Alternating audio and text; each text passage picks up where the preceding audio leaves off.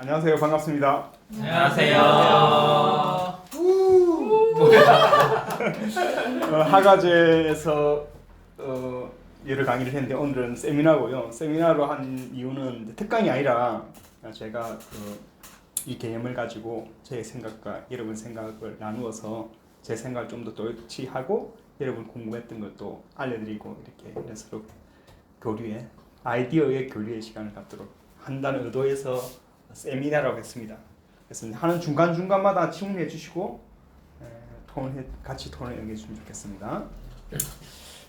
다음 페이지 볼까요? 앞으로 계획은 이렇습니다. 제가 지금 책을 이 강의와 함께 지금 책 저수를 지금 동시에 진행하고 있거든요. 그래서 이제 지금 현재 책 목차를 크게 4개의 장으로 계획을 했습니다. 창률을 크게 이제 저는 믿음직함과 이름함직함 두 가지로 이제 나누고요. 그다음에 여기에 뭐 좀 재미난 주제들을 이렇게 섞어서 보낼 겁니다. 그래서 2장에서 이제 그 명제와 믿음과 믿음직함에 대해 주로 다룰 거고, 이제 3절에서는 사실 이 책의 주제는 믿음직함인데 이 주제가 좀 어려워요. 그래서 다루려면 양자역학을 다루게 되는데 뭐 사건, 그 이름함직함, 양자역학 약간 일부, 뭐 엔트로피 같은 것도 좀 다루고 이렇게 뭐 자질구레하는 거.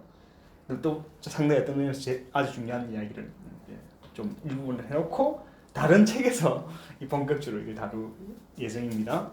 그리고 제가 앞으로 어떻게 이 강의를 이끌어야 할지 아직 전체 내용을 정하진 않았는데 한글에 관련된 모든 내용을 다룬다기보다는 어떤 그 여전히 학자들 사이에 또는 그 학생들 사이에 정립되지 않은 개념들을 제가 조금 정리를 해보자는 의도로 하는 책입니다. 그래서 이제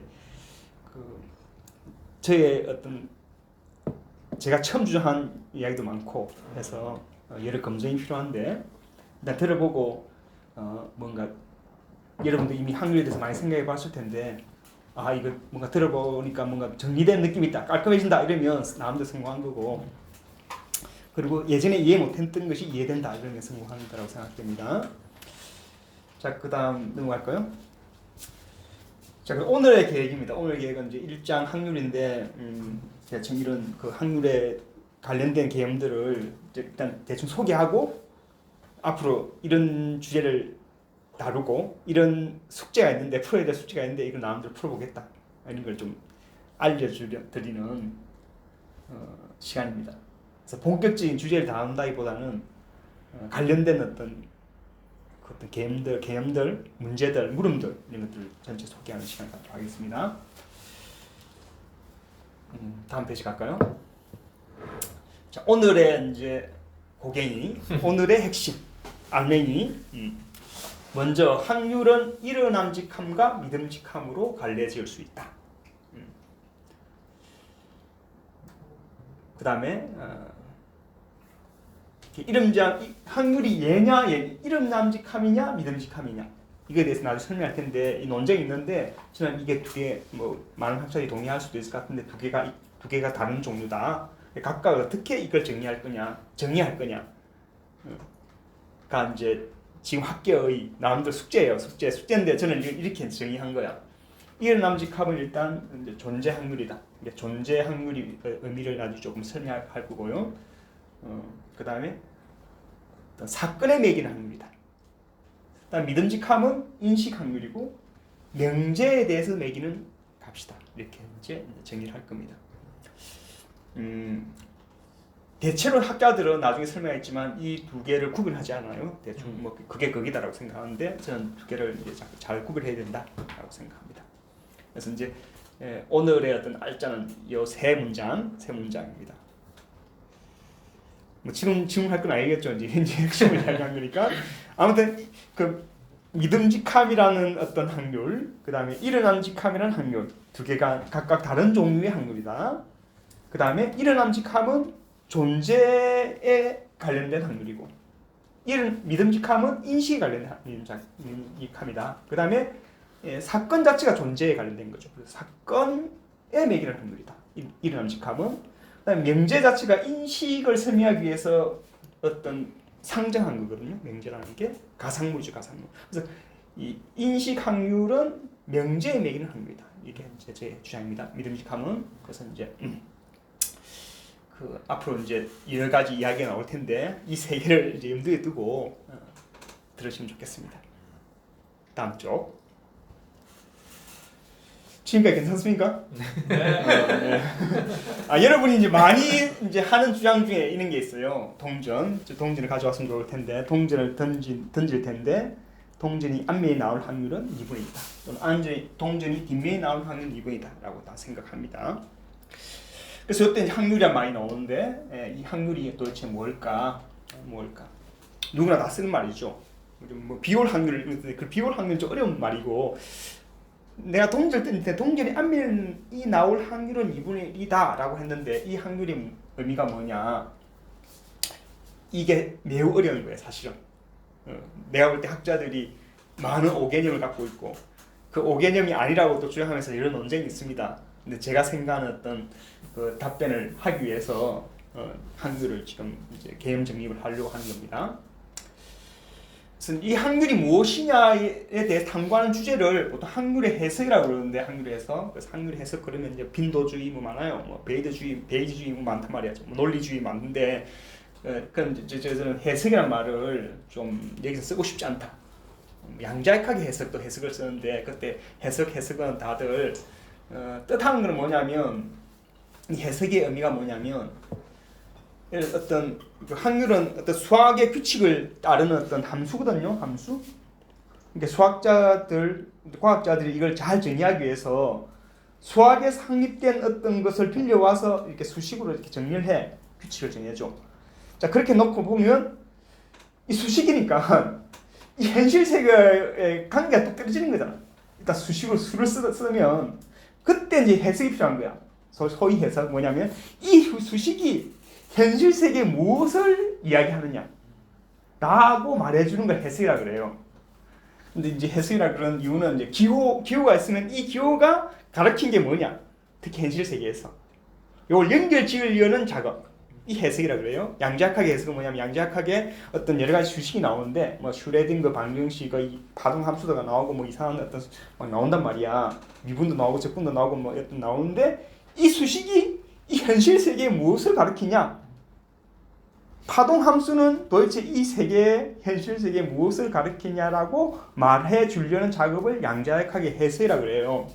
근데 그 해석을 이제 저는 아시다시피 그 과학 방법의 일종으로 해석을 하기 때문에 추론, 측정, 해석. 그래서 해석을 좀 아껴놓자, 그 말을.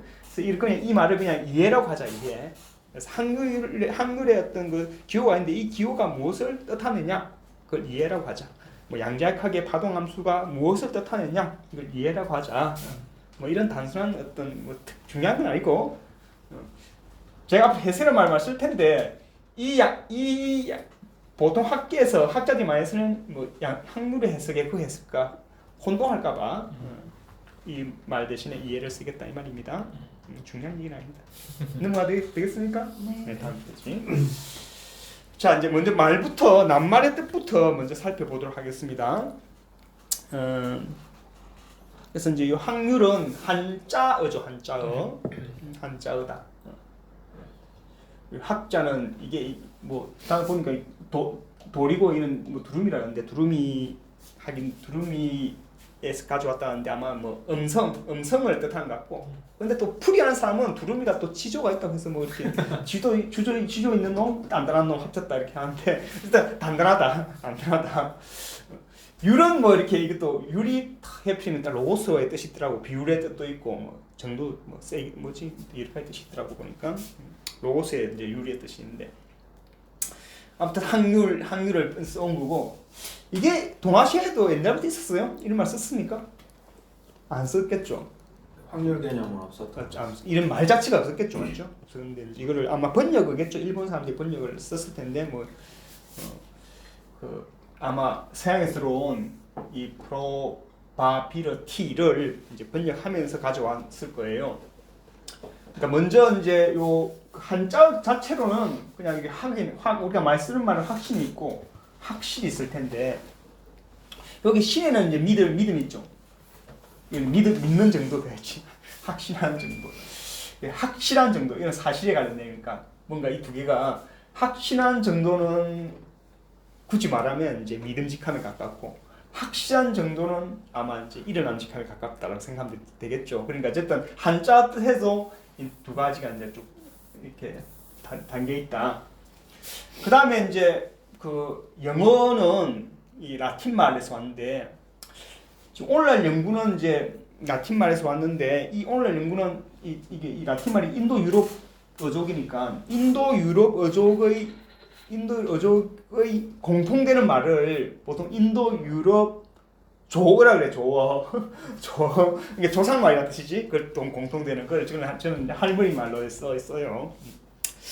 그래서 인도 유럽 어족에 다 있는 말들 중에 이제 이걸 잘 거슬러서 이제 이게 제일 할머니 되는 말들을 이제 연구를 많이 해서 워낙 자료가 많으니까 얘들은 알파벳이 워낙 오래전부터 있었기 때문에 얘를 추적해서 말을 만들어 뭐 그게 단어 자체가 수천 단인지 수만 단인지 모르겠는데 대충 했는데 거기 보면 벌써 이게 요 관련된 말이 이미 있어 이때. 이미 인도 유럽 조에 벌써 이 프로발에 관련된 낱말이 있는데 그게 뭐냐 앞에 세워놓고 그것이 좋다거나 옳다고 가늠하는 거 이렇게. 이 프로가 앞에 있는 거잖아. 앞에 이렇게 놔두고 이 좋은데 나쁜데 사람을 놓든지 물건을 놓든지 이런 어떤 활동을 관련된 말이란 거야 이게. 그게 이제 남았을 텐데 그래서 이제 라틴 말에서 그대로 하면 여기 이제 괜찮은 믿을만한 믿음직한 높이 살만한 데 있는데 제가 주목하는 건 이 믿음직한 이겠지. 이게 얼마나 믿음직하냐. 이것의 정도를 이제 따지는 말로 썼던 것 같아요. 아주 옛날부터. 그러니까 이제 말 뜻은 이런 거니까 대충 이걸 대충 염두에 두고 앞으로 이제 한글의 어떤 개념을 찾아가 보자. 혹시 질문 있습니까? 질문 있나요? 진선님 잘 듣고 있나요? 잘 듣고 있습니다. 혹시 그 작업하시는 건 아니죠? 업무를 보시는 건 아니죠? 열심히 필기하고 있습니다. 필기했습니다. 네, 다음 장 가겠습니다. 자, 그다음에 이제 그 오늘날 이제 이 확률에 대한 이제 여러 견해가 있는데 먼저 두 가지 견해가 있어요. 두 가지 확률에 대한 두 가지 이해가 있다. 하나가 확률값. 예를 들어서 아까 말한 동전을 던졌을 때 동전이 앞면이 나온다의 확률이 2분의 1이다 라고 했는데 그 2분의 1이 객관적인 값이다. 객관의 값이다. 라고 주장하는 게 있고 그걸 주관의 값이다. 라고 크게 두 가지 견해가 있는 두 가지 견해. 그래서 이거를 이제 굳이 말하면 객관 확률, 주관 확률 이렇게 이제 나눌 수 있는데 그 객관값으로 이해하는 어떤 그 이해에 해당되는 확률을 굳이 chance라는 말을 따로 써요. chance라는 말을 씁니다. 이게 probability를 쓰지만 이걸 객관의 값으로 이해한 확률의 의미로 쓸 때 chance라는 말을 쓴다. chance. 이 뜻은 이제 chance의 뜻은 어원차에 보면 어쩌다 일어남을 때 어쩌다 일어남을 뜻한다. 말 뜻을 설명해 말 뜻을 chance라는 말을 쓴다. 그 다음에 어떤 확률값 아까 2분의 1을 주관적인 값이다. 주관적인 뭐 객관에 있는 게 아니고 주관의 값이다라고 이해하는 어떤 그 견해가 있는데 그런 어떤 그 이해를 바탕으로 이해된 확률을 크리던스라고도 불러요. 크리던스. 그러니까 똑같은 확률이 있지만 이렇게 객관 확률을 부를 때는 chance, 주관 확률을 부를 때는 크리던스라는 용어를 쓴다. 영어권에서.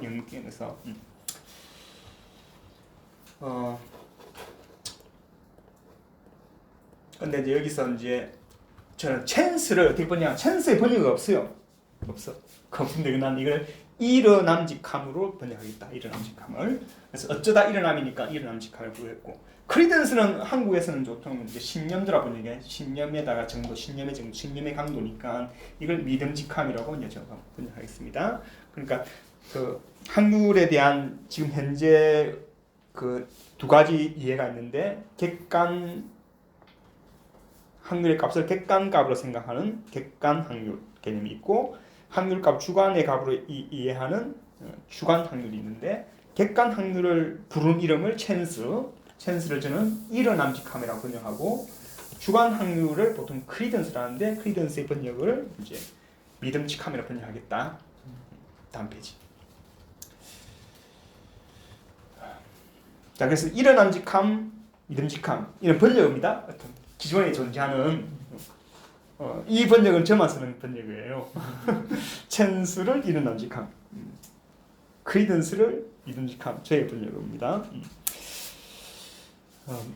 소수의 몇몇 학자가 이 용어를 쓰는 사람이 있어. 김영서 이 용어를 쓰고 있다면서 논문에다가 쓰는 사람이 있습니다. 박일호 선생님 그분이야.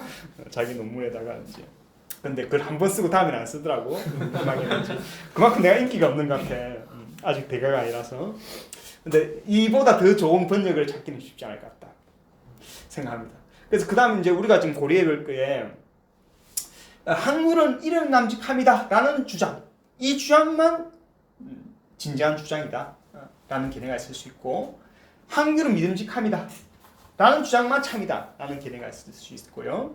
그 다음에 두 말이 다 참인데 이런남직함으로서 학률도 있고 믿음직함으로서 학률이 있고, 얘는 다른하고 나름의 쓰임새가 있다. 이 세 가지 견해가 있습니다.